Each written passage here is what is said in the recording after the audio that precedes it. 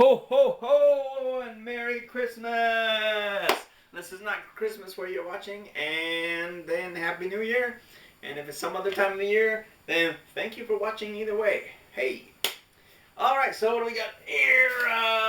We've got something I would normally do on Facebook, but I write these long posts and nobody reads them. So I figured, why not just make a couple videos this year? These are the best retro games I've played in 2020. That's right. I've got my Vintersaga Vinglögg mulled red wine from Sweden here. I'll be drinking that tomorrow at game night. Online, of course, because 2020. We've got Maseca, our corn flour here. Make some tortillas out of that. Thanks to shout out to Arlene and Jorge for that. Good family, good friends, and JDL's brand, Jack the Sweet. So, here we go. Now, remember the ground rules. These are the best retro games I have played this year. They are not the best games of all time, nor are they even in that order. For example, I played Mega Man X this year because I got an SNES Classic, and that's not even in the bag. So, boom. And within the bag, they may not even be in the correct order. It's just how I felt this year while playing them and thinking about the year and stuff like that. So, let's see what's in the bag. And we're going to start off with, God, okay. We've got the third trifecta first, before the top 10. Legend of Bishin Zoku, Time Commando, and Beast Warriors. And we're just going to put those far away from everything else so that they don't touch any more of the games. Because, yeah, 31 days of 2020 games in August had some real stinkers in it. And if you could have predicted how this year was going to be based off of the games that are set in this year, yeah, we should have stayed clear of those games, should have stayed clear of this year, I'm just saying. Not that they were all bad games in August, but you had 31 days of Mario in March, because March is a Nintendo game month, and of course they did their 35th anniversary thing in September. So yeah, thanks for scheduling that, Nintendo. And then 31 days of Transformers in Halloween, because I've worn many costumes of Transformers throughout the years. And yeah, out of those 31 days, 2020 was the worst. But anyway, let's get into the real top 10 retro games. And we've got Transformers on PS2. Again, Japan exclusive, but it's got English, so if you can play it, then highly recommended. Not as good as I remembered it. The first mission and story was a little bit slow. You can see those videos if you like. But yeah, again, the action is great. It's Transformers that are very true to the G1 cartoon. So what more could you want from a Transformers game? I don't know. We'll find out maybe. I still haven't played Devastation, but oh well. And then hope we're not copyright stricken from Nintendo for that. Mario Kart Double Dash. We played this at the first game night of the year, way back in January when it was safe to meet. And yeah, I mean, it's divisive. I mean, you've got 2 players per cart, which you can control with 2 actual players if you want to. But Luke hooked it up. He had at least 8 TVs going, 8 copies of Mario Kart, and it was hot. The action is great. I mean, unfortunately, you may or may not see it. Collecting right now is really expensive if you even have money, because a lot of people don't have jobs right now. But yeah, if Nintendo decides to go with an N64 and then a GameCube Classic, or they bring those services to Nintendo Online, you might be seeing more of this in the future. But until then, great game. Number 9. Number 8. Oh, got another Transformers game, not Dark of the Moonlight, which is vehicles only, which probably belongs in that other stack we won't mention. But Cybertron Adventures is a rail shooter, going around shooting the Decepticons or the Autobots, depending on the campaign you choose. Uses many of the same assets from War for Cybertron on PS3 or 360, and which I also played. But you know, this game was really fun for a day. I think, yeah, the missions are 10 to 15 minutes long. I beat it in the day. And of course, they go through the weapons: machine gun, regular laser, missile launcher, and whatever. And then you get to the final mission, and spoilers, but you get to the final mission, you're in control of Optimus Prime finally, and they don't tell you that he's got this super cannon that does massive damage to Trypticon. And I still almost beat it without it, but yeah, I looked that up and he's like, just use his cannon. I'm like, what do you mean he's got a cannon? Every other weapon had a tutorial except for Optimus Prime and his cannon, but great game nonetheless. Recommended if you have a Wii. For the many people of you that bought a Wii and hopefully didn't sell it. But okay, number 7. Which, man, I don't know why this is so low on the list, but I guess there's a lot of great games in the bag. Gyrus for Nintendo Entertainment System or Famicom Disk. As far as I know, it's still the only circular shooter. So you move your little ship around in a circle, you shoot towards the enemies in the middle, and you travel through the solar system. It's a freaking awesome game. Might be seeing more of this in the future. Number 6. Oh yeah!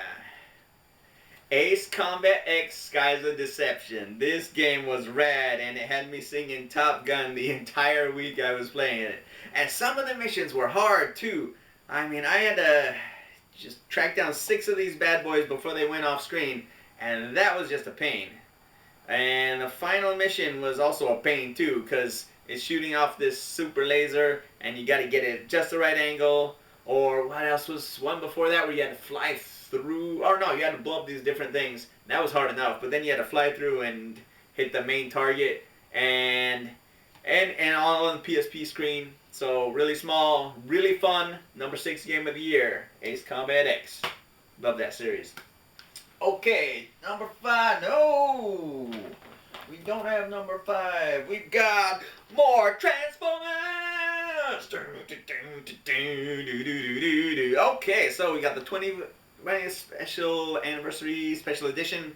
We've got the 30th anniversary of the movie. So is this of the movie?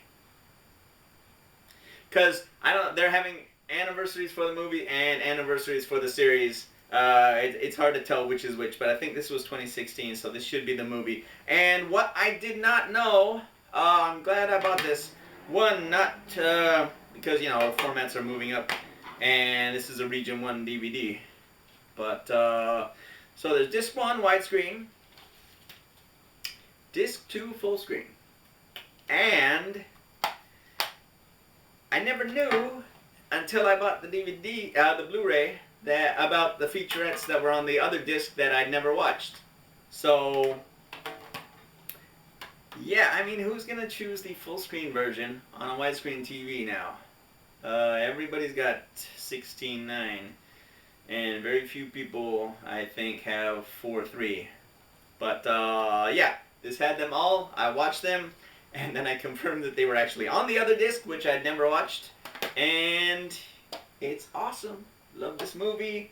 I would love to do a Return to Transformers because I have some unfinished business, but we'll see if we can.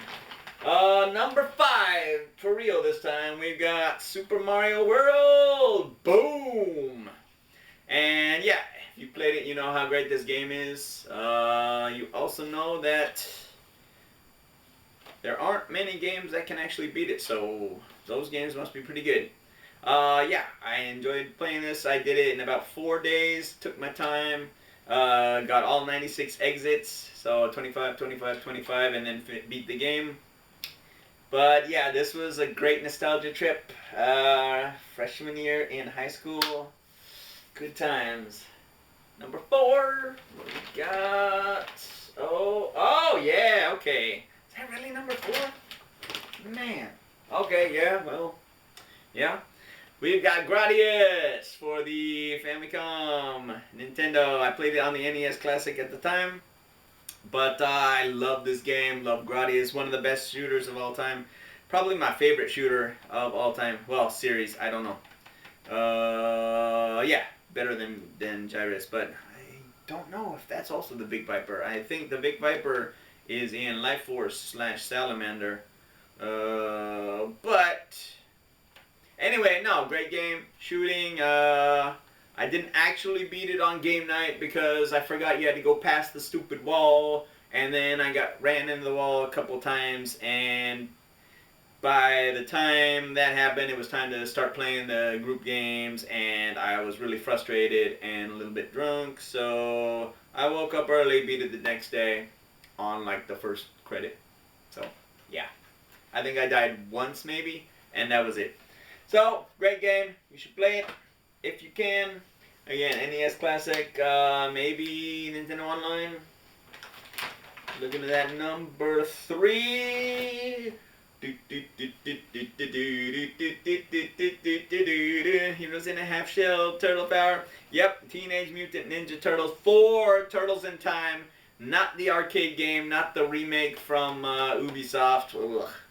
But yeah, this was one of the great games of August 2020 games because you travel to 2020, Turtles in Time, and you know, your Neon Knight Riders is the stage, so it's set in 2020. Love beating that. Of course, I think I actually ended up using Leonardo. Donatello was my favorite turtle growing up. Building Self, the smart one, but I guess I'm more of a Leonardo type, so yep, he's my new favorite turtle. But yeah, Turtles in Time. An amusing cartoon for a couple of seasons growing up. Well, young, before I got hardcore into gaming, I guess. And yeah, it filled the gap nicely from Transformers to games. And I love the game. Number 2, yep, okay.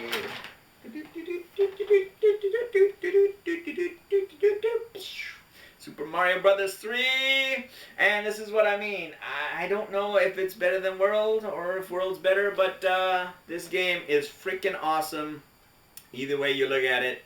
8 Worlds of Fun.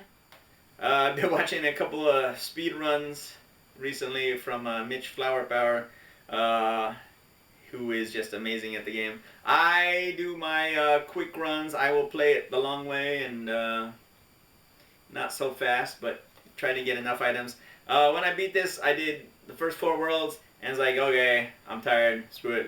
Let's do it. Warp to 8 with the double whistle trick, of course, and beat the game. But awesome. Oh boy, man. Again, 2D. This is the best game on the Nintendo, is it not? I mean, graphically, and of course Castlevania and Legend of Zelda are my favorite games, but this might be the best game on the console. So see, they're all over the place today, or this year.